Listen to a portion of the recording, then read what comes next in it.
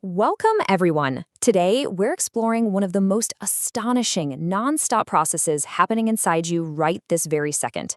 We're looking at the human respiratory system, which is just an absolute marvel of biological engineering. Okay, let's dive right into this. So, what actually happens when you take a breath? It feels so automatic, doesn't it? But every single time you inhale, your body executes this flawless, life-sustaining trade. You take in oxygen to fuel your cells and actively purge carbon dioxide waste. It's a fundamental biological transaction that keeps us alive, and we do it constantly, literally without even thinking about it. Section 1. The air's pathway. Okay, so the respiratory system is essentially a dedicated group of organs, and we're talking about the nose, throat, trachea, bronchi, lungs, alveoli, and the diaphragm that all work together for one main job, helping us breathe. That's our full cast of characters right there, acting as a highly synchronized biological network. Every single one of these parts has a very specific, super important job in the breathing process. Think of this route like a highly efficient transit network. Air enters to the nose and throat, travels down the trachea, branches out into the bronchi, and finally reaches the lungs. This is the descent of air from the outside world right into your chest. Let's look at the very first stop on this transit line, shall we? It all begins with the nose. And the nose isn't just a passive doorway. It's basically a security checkpoint and a climate control center all rolled into one. As incoming air enters, it meets tiny hairs and mucus. Now, these are there to purposefully trap dust and other unwanted particles, keeping them far away from your delicate internal organs. At the exact same time, the nose is warming and moistening that incoming air, so it's perfectly prepped for your body. From there, the air travels down through the throat and enters the trachea, which you probably know as the windpipe. Once that clean, warm air travels down the trachea, it hits a crucial fork in the road. The trachea divides into two tubes called the bronchi. One bronchus swings to the right, carrying air into your right lung, and the other swings left, carrying air into your left lung. And all of this vital infrastructure, including those main organs, the lungs, is safely and carefully protected inside your chest by the rib cage. Section 2. The alveoli exchange station. Now, at the very ends of those tiny bronchioles, we find the alveoli. What exactly are they? Well, they're millions of tiny balloon-like air sacs, and they are wrapped in this highly intricate web of very small blood vessels called capillaries. This structure is absolutely crucial to visualize. We've gone from the big windpipe all the way down to these millions of microscopic balloons, just to maximize the efficiency of every single breath.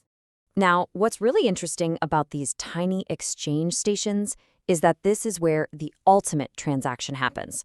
Oxygen from the air you just breathed in passes right through the ultra-thin walls of the alveoli and directly into your blood. But hey, remember that trade-off we talked about at the beginning? At the exact same time, carbon dioxide is moving in the exact opposite direction, from your blood back into the alveoli, getting prepped for you to breathe it out. Section 3, the diaphragm engine.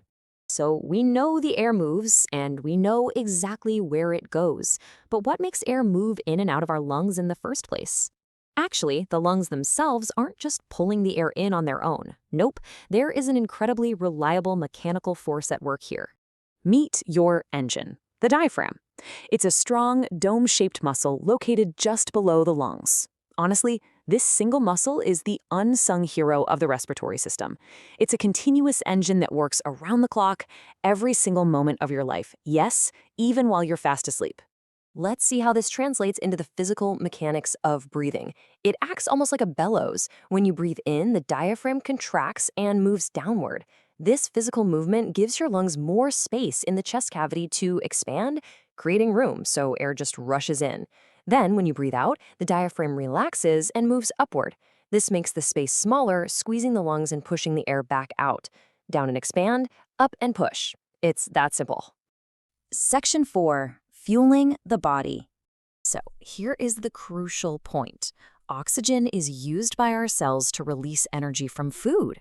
Once that oxygen crosses into the blood at the alveoli, our blood carries it to every different part of the body.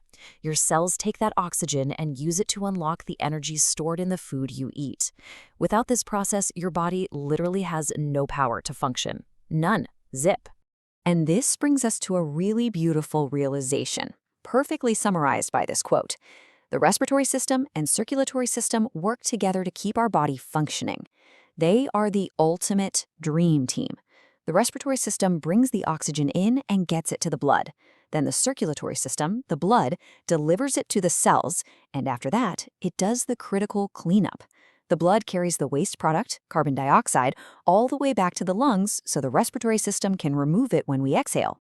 Section 5. Keep your lungs healthy. We really need to protect this incredible transit system.